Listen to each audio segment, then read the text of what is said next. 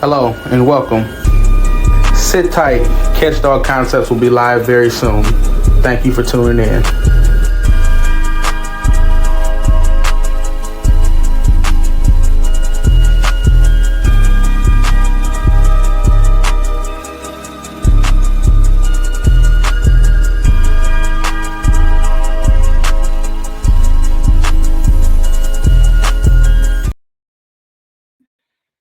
How y'all doing? It's Catch Dog Concepts back again.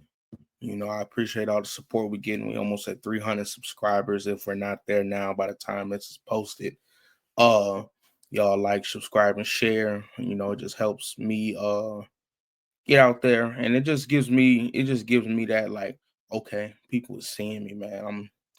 I'm getting out there. It keeps me motivated, but my motivation is in my goal, and my goal is to build knowledge. And with this knowledge, help people out, bring people on, and give you guys knowledge as well as me, and just to get better and build Catch Dog Concepts into something uh amazing and it already is. But let me not ramble too much.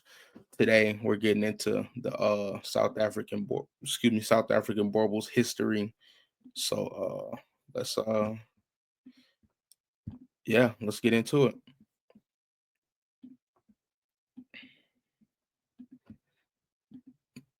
Yes, sir.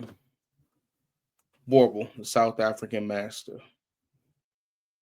Although dogs have been our companions for millennia, we have to guess about what prehistoric dogs look like exactly. One thing we do know for sure, though, is the work they did. They followed the prey, drove the flocks and herds, guarded livestock, and defended their own owners' property. So first off, this article starts with mastiffs and molossers. Most dog writers start the history of the Boerboel at around 1000 BC. They refer to Assurbanipal, king of the Iron Age Neo-Assyrian Empire from 668 BC to ca. 627 BC. One of the few kings in antiquity who could read and write, he became known for the Library of Assurbanipal, a collection of thousands of clay tablets dating from 7th century BC that is now in the British Museum in London. These tablets include depictions of a lion hunt with dogs. These strong-headed, strongly muscled hunting masters are often incorrectly identified as the forefathers of dogs that instead descended from the Molossian dog, the Tibet Mastiff, Great Dane, and Spanish Mastiff, for example. The Assyrian hunting masters were bred to grip and hold. The Molossian dogs were flock guardians and hounds of the chase. The Mastiffs, the big game hunters, by Colin of David Hancock, Sharwin Dog Features, 2005. So it says the ancient Roman poet Gradius Faliscus, 63 BC to AD 14, wrote of British Mastiffs describing them as superior to the ancient Greek Molossus. So they were saying these British dogs are better than these old Greek dogs, basically. Because what if you choose to penetrate even among the Britons? How great your reward?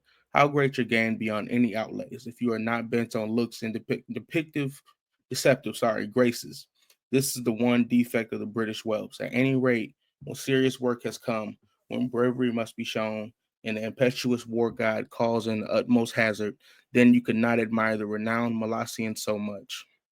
It says, what about the word molosser? In dog literature, the terms molosser and mastiff are often used interchangeably. Sometimes molosser is simply translated as mastiff. Dog writers from the past wrongly linked any large, heavy dogs to the Molossian dogs and labeled them molossers. Breeds such as a Dogu de Bordeaux, Mastiff, talking about the English Mastiff, Bull Mastiff, Fila Brasileiro, Brohomer, etc., that are currently listed by the FCI under molossoid breeds are not descendants of the Molossian dogs of antiquity. So I'm going to read this little piece here. It says English Bull Mastiffs and Bulldogs were imported during the Second Boer War in 1902. These dogs were crossed with the local dogs, and the result was the so-called Boerboel, a forerunner of today's Boerboel. Says they were only labeled as the word. They were only labeled as such. The word molosser is derived from Molossia Epirus, a region in ancient Greece. Says the Cape of Good Hope.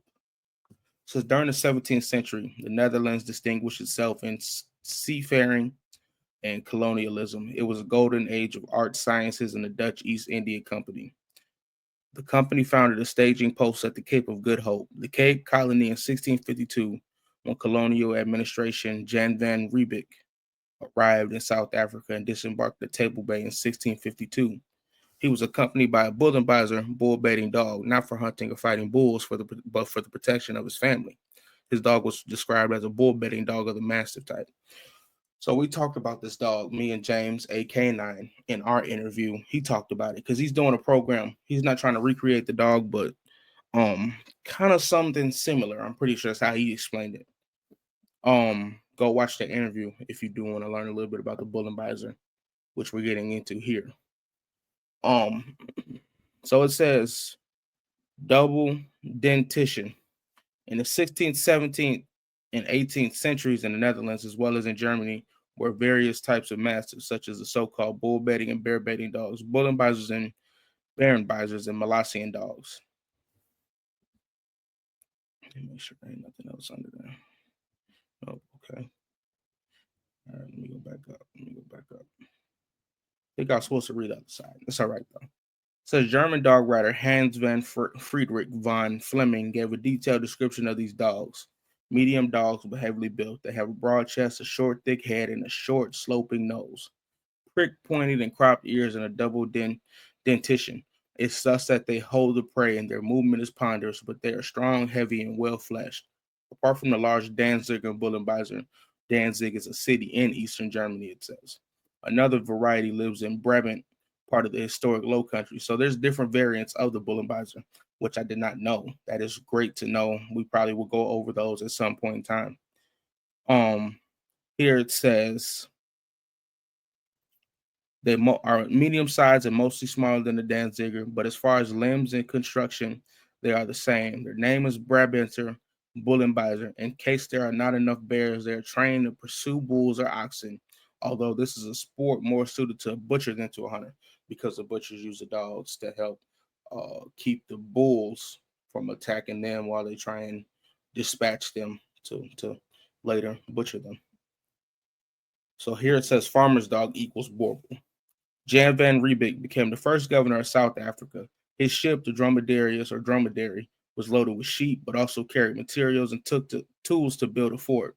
He lived in the area of the Khoi tribe, whose dogs resemble sighthounds and contribute to the development of the Rhodesian Ridgeback. And some people say the Rhodesian Ridgeback was used in the Boerboel, which I'm not 100% sure about. So if any of you guys, my Boerboel people like Solomon, if you guys watch this, let me know what you guys think or what you guys know. It says, apart from the Dutch settlers from Germany, England, and France brought their dogs as well to protect their families and belongings. English bull mastiffs and bulldogs were imported during the Second Boer War in 1902. These dogs were crossed with the local dogs and result was the so-called Boerboel, a forerunner of today's Boerboel. Many South African farmers use the bull mastiffs from England on their Boerboels. Or I might be saying that wrong. Don't don't get on me for that. I might be saying that wrong.